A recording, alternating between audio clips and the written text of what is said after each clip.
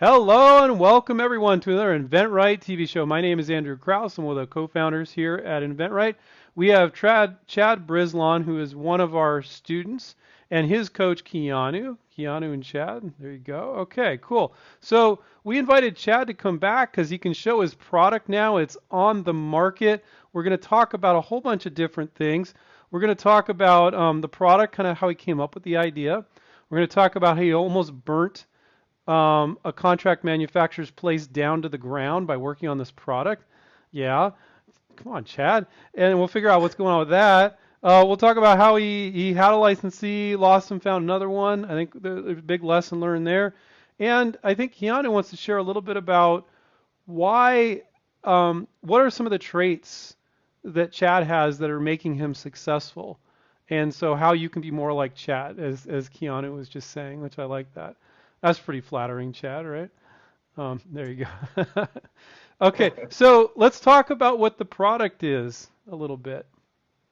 Sure.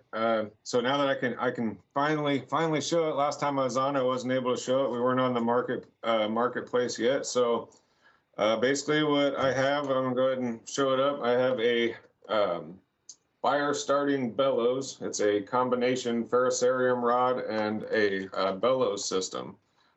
Show that there. So for anybody that's familiar with starting a campfire, they would look at that and go, "That doesn't look familiar at all." I have a Right. little ferro rod. I don't know if it sparks to help make a fire, and then I have a little. It looks like an antenna, a little telescopic antenna made out of metal, and I can blow into it and put it up by the fire.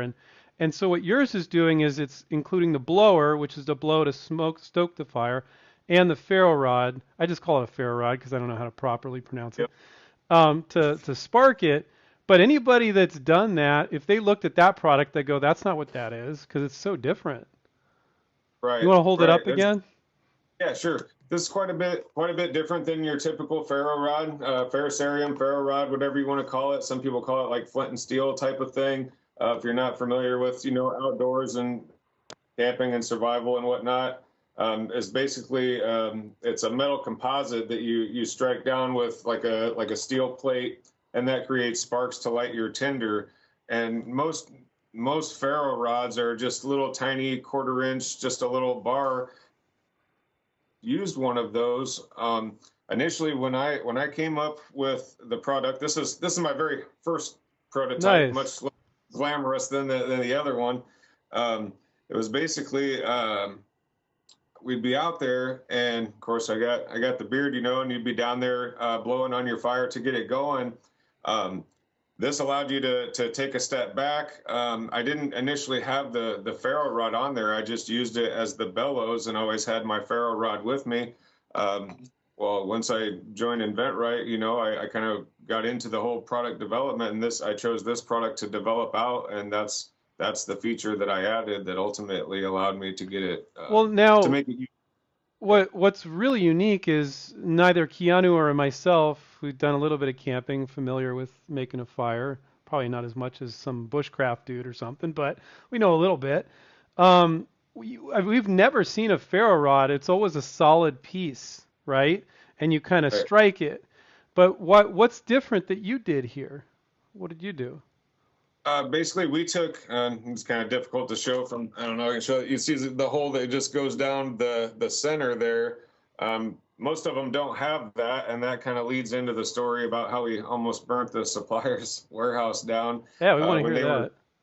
trying to manufacture this. I found a half-inch ferro rod, solid one, and took it to my buddy's machine shop, and he had the same issues. Of course, they're designed to spark. That's what they're for. So he had some sparks going on when he did the initial prototype, and then when we found the supplier overseas, they had a few things kind of catch on fire, and they didn't see a feasible way to manufacture it large scale, and the project was almost scrapped. We were almost to the point where we had to call it quits on it, just because we couldn't find a supplier that could pull off what we were trying to do. And like a couple weeks before we were really ready to call it quits, they reached back out and said, "Hey, we got it. We got this process," and it had to do with adding the water and all that stuff while they were drilling the hole down the center, and were able to make it work large scale. So Well, that's what we I mean, needed. that's just a great story, Keanu, isn't it? That you know, they were like, oh, I would like this product, and then they look into some of the manufacturing, and there's an issue. And now, sometimes the inventor will help out with the solution, and then other times they figure it out on their own. It sounds like they figured it out on their own a little bit. Did you guide them a little bit? Well, why don't you try this or try that or? Oh, I mean, they really took the project on as far as, trying to figure out a solution to it. Cause I mean, I Mm, knew we were able to accomplish it in the local machine shop. I mean, yeah, mm. it was sparking there too, but, it was really going to have to be up to them with their knowledge of the industry to be able to pull that off on a large scale. Yeah, So that's I think for what every, Chad did well was patience. I think he executed patience at that time. I think Chad is a dude. I mean, Chad works on a lot of different things, and I think he took that time, the opportunity to focus on only the things that he could control. That was something that really he couldn't control at that time, and Chad recognized that, and he went out and focused on other ideas. Or I can't remember what we were doing at the time, Chad. You're doing a lot of things. we You were do a talking lot of about things. making royalties and buying yachts and all kinds of There you stuff. go. Yes, yes. We No, may have had a yeah, I was couple of working on conversations like that. and that's one of the things that you preach, because I'm not a patient person. I'm hesitate for I have a hard time not calling him now. I'd be like, how many have we sold? How many have we sold? After that first weekend, I got a hold of him. I was like, I promise I'm not going to call you every day, but I said, how'd we do on the opening weekend? I just wanted to know how it all took off, and we sold one over the first weekend, so that was awesome. But It was the first one. Hey, Keanu, is that a common thing that it comes up that the inventor and the potential licensee has some manufacturing issue and they figure it out? I mean, is that pretty normal? Oh my gosh, yes. Yeah. And I think Chad's ability, you're right, Chad. I'm not a patient person either. I'm very impatient. Have a strong sense of urgency just like you, but being able to be patient in those times is something that I don't think gets talked about enough.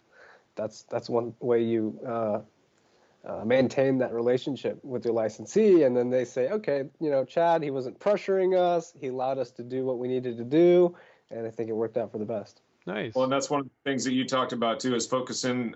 You said that in the last interview also. Focus on the things that you can control, because some of that stuff is just there's hangups. I mean, we had logistic Hmm. issues throughout of it. Our goal was for it to be in the market by September. It ended up being January, which I mean is not too far off. But things happen. So Right. there were a couple logistic issues we had to work out and whatnot. Hmm. But I mean, a lot of that stuff is out of your control, and that's where it's beneficial to be working on more than one project, because I had these 3 or 4 other products that I was able to get a prototype out or work on a sell sheet in the weeks that I'm waiting on these guys and stuff, and like that's probably put me further ahead than anything, because now the product's on, it's out, it's for sale. We've been making sales, but I'm also quite a bit further along on these other products. I have one that, fingers crossed, I'm hoping to sign a deal on soon. I have a couple of them that are just kind of in the prototype stage, but the point is I'm not set back by that now. I have a So Yeah. question about that, Chad. I mean, when you first did your, like, I remember for me, but when you signed the deal, when you saw that this hit the market, what kind of motivator was that for you? Did it really motivate you to work on your other projects? Like, what happened, oh, as all yeah, this is going on? the license 10 more right after that, because well, if you recall, as soon as he told me it went live, I sent you a text, and about 10 seconds later Keanu's calling me, and he was just as excited as I was. So yeah, it's a big motivator, that really lets you know, like, hey, every step when you sign the deal, you're like, hey, that's a real thing, this can happen, you know what I mean? And then it comes out on the market, and I mean that just blows you away. I mean, something that a year and a half ago is just like an idea, and then now it's out there. So that's a big motivator that makes you want to put the pedal down and get these other products going too. Now there was another reason why this maybe wasn't going to work out. Didn't you have interest from a company that was either dragging their feet or just and what did you do? Yeah. So just I think it was like a month or so into the process of actually reaching out to companies. I had a company that saw it. They were all for it. They were ready to pull their ferro rod off of their website, sell ours exclusively. And I was like, Hmm. wow, that was easy, you know. So then one thing led to another. They got, excuse me, got talking to other people in the company, and one, you know, differing opinions, and kind Sure. of veered off track. And next thing you know, I ended up kind of getting ghosted by those guys for 2 or 3 months. Well, in the meantime, since I hadn't licensed the deal, I was still reaching out to other companies, and while all of this was going on, you know, still sending my sell sheets and talking to people and whatnot. And then, yeah, that initial one that kind of just died out. Well, and then I had found off-grid tools, and they were all for it. We were able, of course, you guys met Todd, and me and Todd Yep. last time we were on for Bridging the Gap, Hmm. and Todd's a great guy, and I was able to call the other potential licensee back and get my prototype back and tell them, you know, that Yeah. we signed a You did deal. So what we teach here at InventRight. I mean, a lot of people at that point, if you got that interest, you're like, oh, these are my guys, right? Mm-hmm. And but I want to do that. if you hadn't been reaching out to other companies, you'd have wasted 3 months. But you didn't. You kept reaching out to more companies. And so, guys, everybody listening, if that's a very important lesson. This stuff will take you freaking forever if every time you get a little interest, you stop calling others.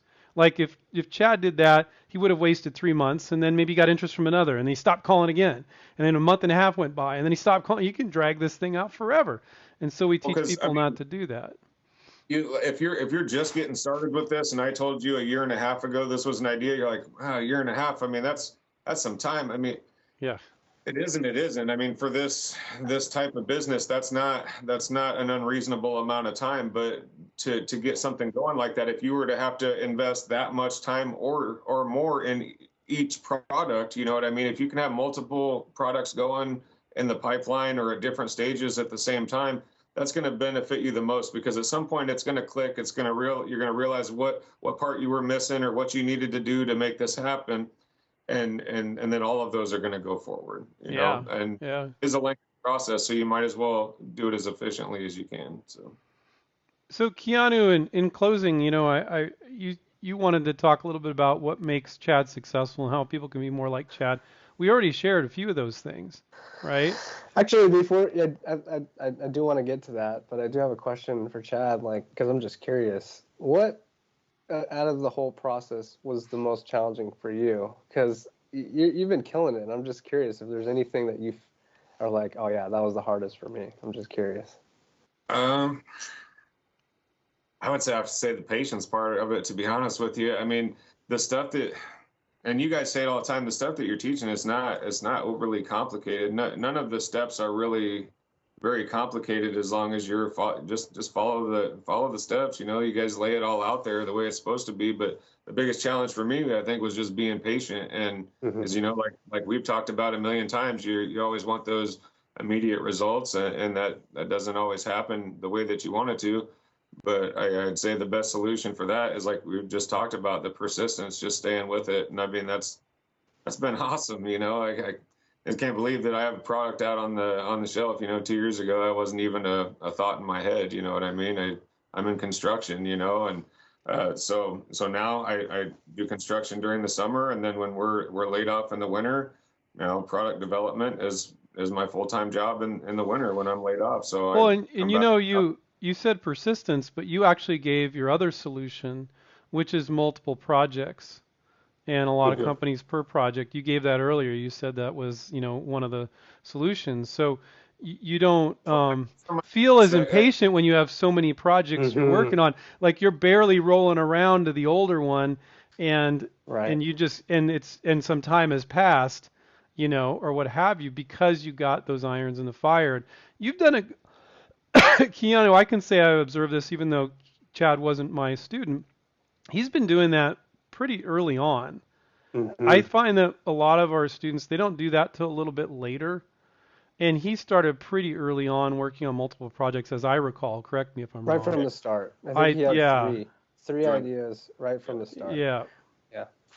yeah. It was that being able to, I tell people, being able to operate in a paradox where you're doing two completely different things, right? So you have to have such a strong sense of urgency, but also be immensely patient. You have to have both at the same time.